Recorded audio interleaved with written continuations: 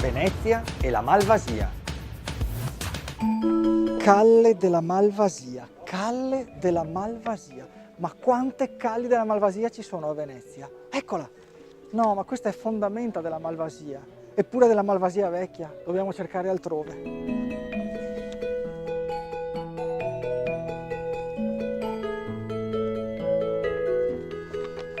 No, ma questa è Calle Malvasia, no della Malvasia. No, nemmeno questa è quella giusta. Non ce la farò mai.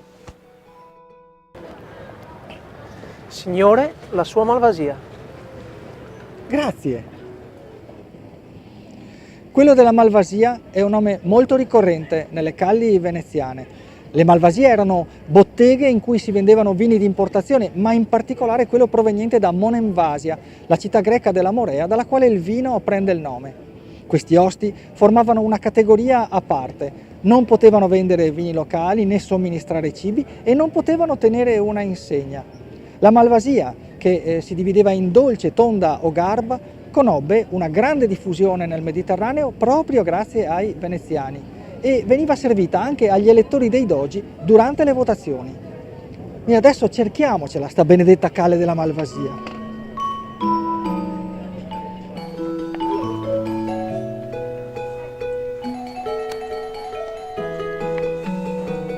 Non è nemmeno questa. E io torno a bermi un bicchiere di vino, va. Ti è piaciuto questo video? Metti il mi piace su Venezia in un minuto e invita i tuoi amici a farlo.